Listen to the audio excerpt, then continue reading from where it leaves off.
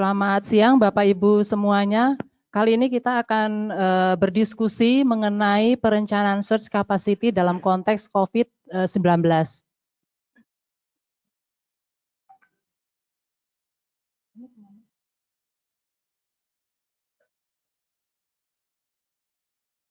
Ya, di pengantar ini nanti ada definisi, kita akan menjelaskan apa sih sebenarnya search ini. Kemudian ada 3 bagian. Bagian pertama nanti tentang search capacity dan hubungannya dengan HDP yang selama ini mungkin Bapak Ibu dari rumah sakit sudah memiliki hospital disaster plan. Kemudian yang kedua, bagaimana search di sebuah wilayah atau rumah sakit dan sistem pelayanan mengembangkan search capacity ini secara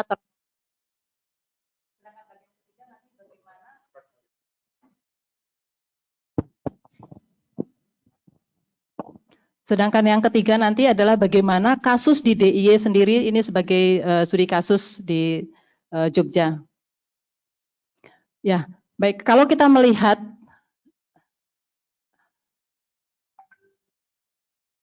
ini kemana? Ya. Kalau kita melihat dari bencana alam dan bencana non alam, kita melihat apakah bencana alam dan bencana non alam ini sama-sama cara penanganannya. Mungkin yang kita lihat bisa sama adalah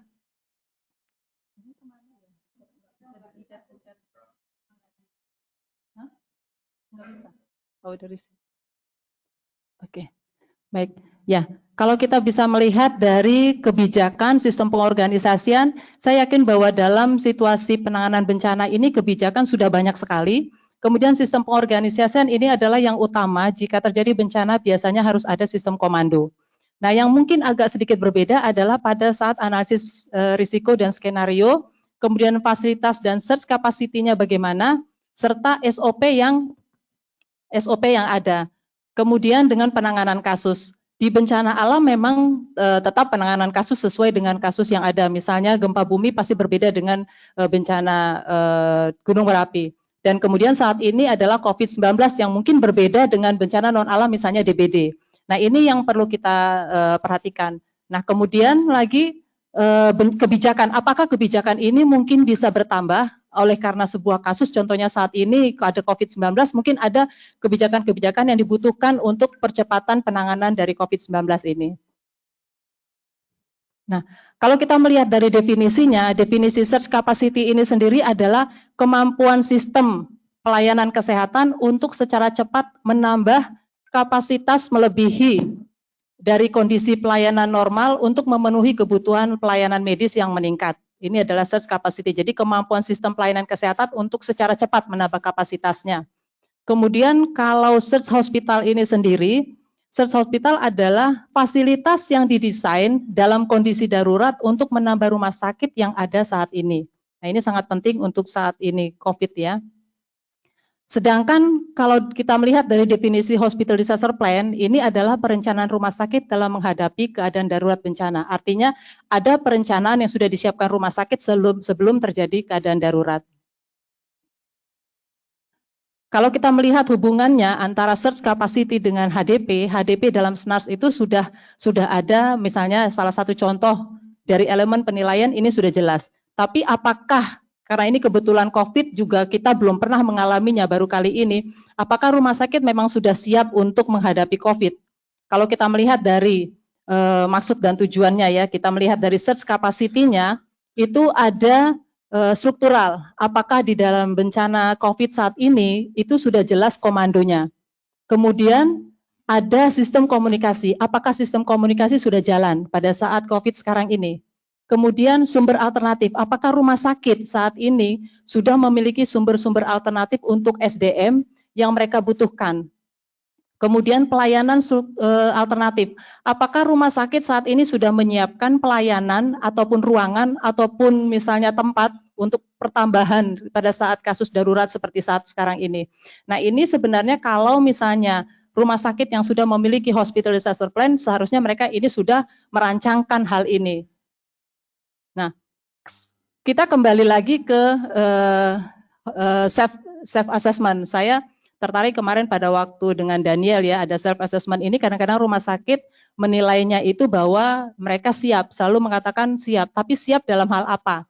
Kita melihat dari kebijakan dan pengorganisasian, apakah pada saat ini rumah sakit yang memiliki hospital disaster plan sudah memiliki sistem komando yang sudah berjalan, bahwa saat ini sistem bencananya sudah berjalan.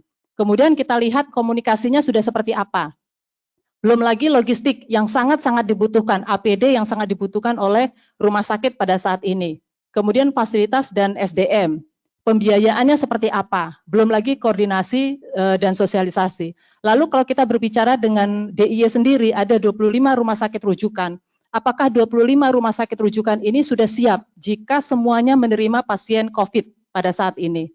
Nah, ini kan saat ini mungkin dari semua 25 rumah sakit rujukan ini harusnya sudah bisa menilai rumah sakitnya sendiri apakah mereka sudah siap atau mungkin melambaikan bendera putih call for help, ya kita nggak tahu ya.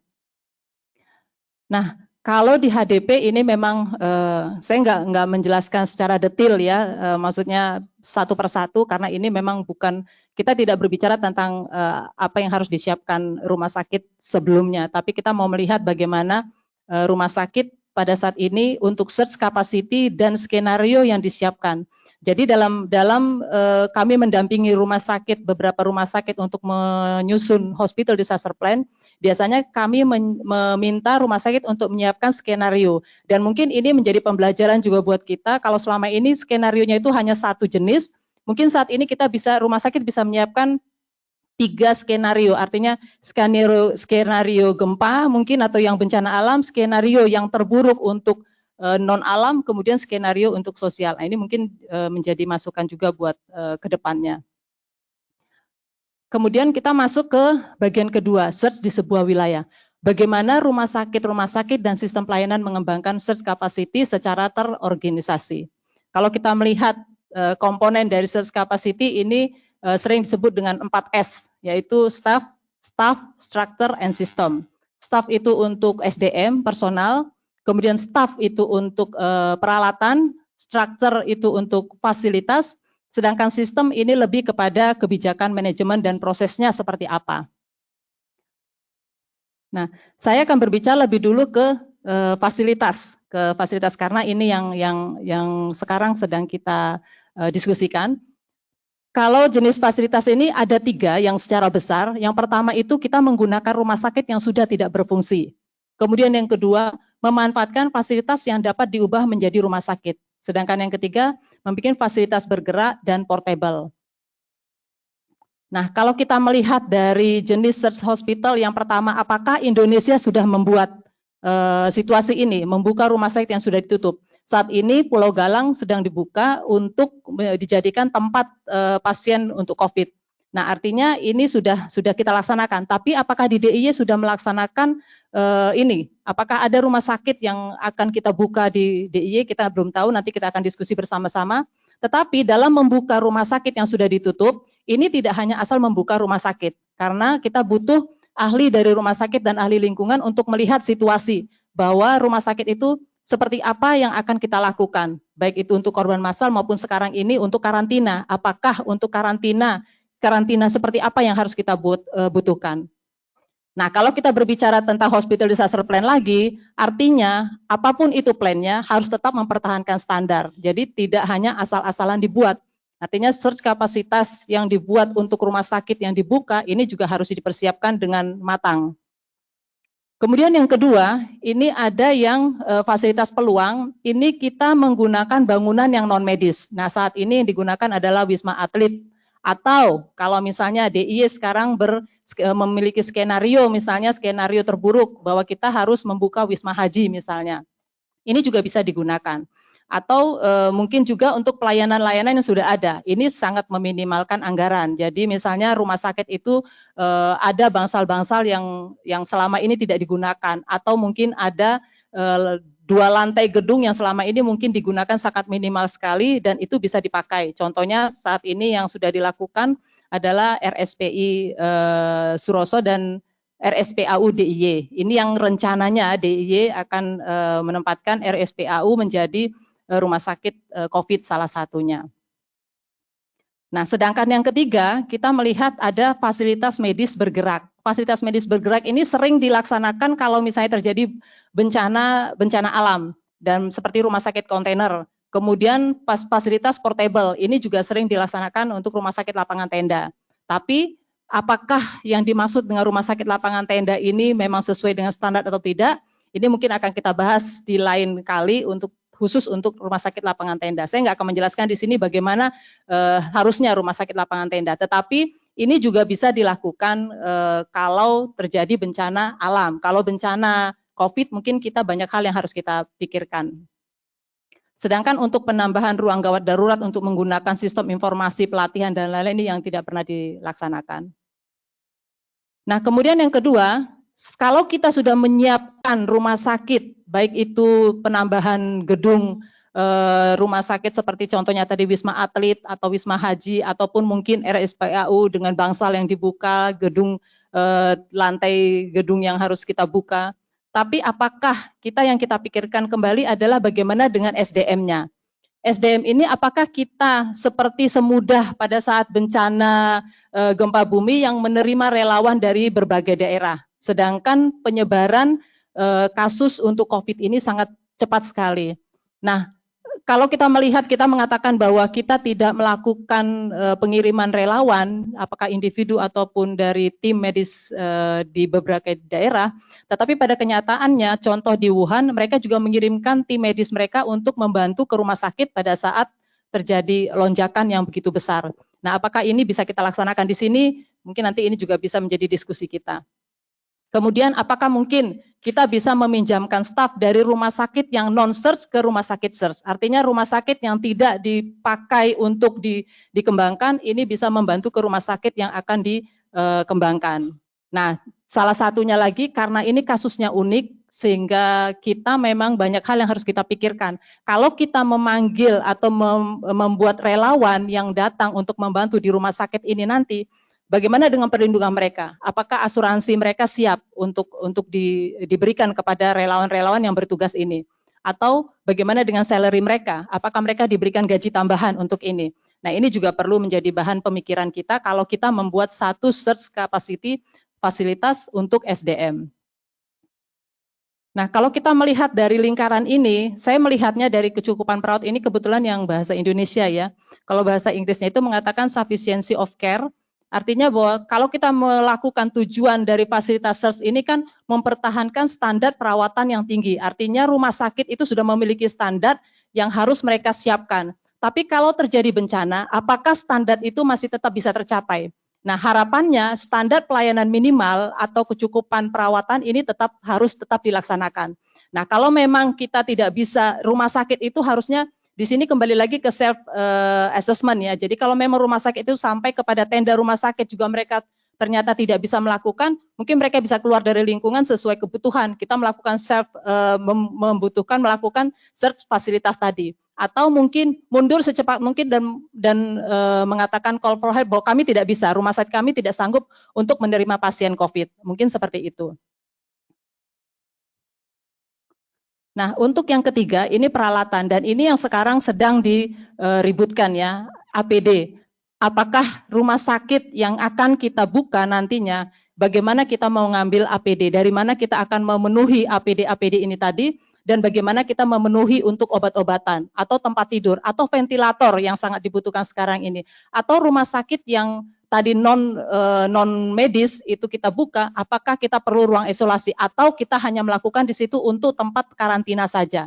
Kemudian bagaimana banyak hal yang harus disiapkan juga untuk terkait dengan peralatan dalam search kapasitas terkait dengan fasilitas ini.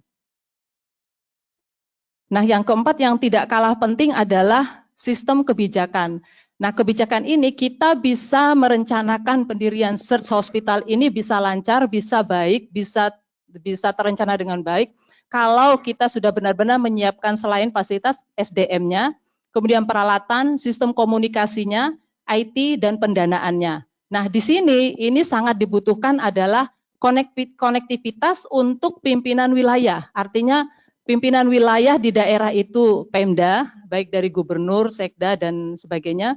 Kemudian pimpinan wilayah dalam kesehatan itu adalah Dinas Kesehatan. Dalam hal ini Dinas Kesehatan Provinsi misalnya untuk daerah DIY. Nah ini harus ada, kembali lagi kalau kita berbicara terkait dengan Hospital Disaster Plan, ini harus ada kepemimpinan, harus ada kerjasama, harus ada kesepakatan, harus ada rumah sakit rujukan yang kita tunjuk itu apakah memang sesuai, bisa kita pakai semua 25 rumah sakit rujukan yang ada di DIY ini bisa kita pakai. Nah ini harus tetap dievaluasi apakah memang ini memang kita haruskan melakukan search kapasitas ini atau tidak. Nah kalau memang kita lakukan, kembali lagi kita kepada jenis search tadi, jenis search yang mana yang mau kita pakai. Nah kalau kita mau melihat keberhasilan dari search kapasitas, jelas bahwa perencanaan harus dilakukan sejak awal. Artinya sedari awal sudah kita rencanakan. Sekarang kita mau melakukan untuk DIY, belum ada kata terlambat, kita masih bisa melakukannya. Kemudian koordinasinya harus jelas. Manajemen sumber dayanya juga jelas. Komunikasi juga efektif. Dan kepemimpinan yang jelas. Dan sampai saat ini siapa kira-kira komandan yang ada untuk mengatur search kapasitas ini, yang akan membuat search kapasitas ini. Kemudian kualitas perawatannya, dan apakah kita memang harus menggunakan search kapasitas ini. Kemudian pengambil kebijakan kesehatan di semua tingkatan harus paham konsep dari rumah sakit lonjakan ini. Nah, kalau kita berbicara tentang bagaimana persiapan search di DIY, ada 3 skenario. Optimis bahwa tidak terjadi search, artinya kita yakin bahwa kita tidak memerlukan search. Kemudian yang kedua, mungkin kita melakukan search, tapi hanya di bagian rumah sakit yang sudah kita siapkan. Salah satu contoh yang saat ini adalah RSPAU DIY yang disiapkan untuk menerima pasien COVID. Atau yang ketiga dengan paling buruk adalah kita melakukan terjadi search yang dahsyat ini untuk menambah dari rumah sakit dengan non medis tadi itu. Jadi dalam skenario-nya kita pilih opsi yang mana. Kalau opsi pertama kita mengembangkan kapasitas search pasien COVID, ini disebar ke semua rumah sakit. Artinya 25 rumah sakit rujukan yang sudah ditunjuk itu akan menerima semua pasien COVID. Dan ini apakah memungkinkan? Bagaimana dengan rumah sakit yang belum siap, yang tidak memiliki APD, yang tidak memiliki ventilator, tidak memiliki perawat atau staf yang mencukupi. Kemudian atau yang kedua, kita fokuskan kepada sebuah rumah sakit atau 2 rumah sakit yang kita fokuskan untuk menerima pasien COVID, sementara rumah sakit lain itu hanya triase dan merujuk kepada 2 rumah sakit saja kita fokuskan. Nah, yang paling penting lagi adalah pertanyaannya adalah siapa pemimpin yang merencanakan pengembangan search kapasitas di DIY. Nah, ini akan kita diskusikan bersama-sama. Nah, ini yang terakhir adalah bahwa kita memang harus menyiapkan yang paling buruk untuk mengharapkan yang terbaik. Terima kasih untuk dari saya, mungkin itu saja. Terima kasih Pak Laksono.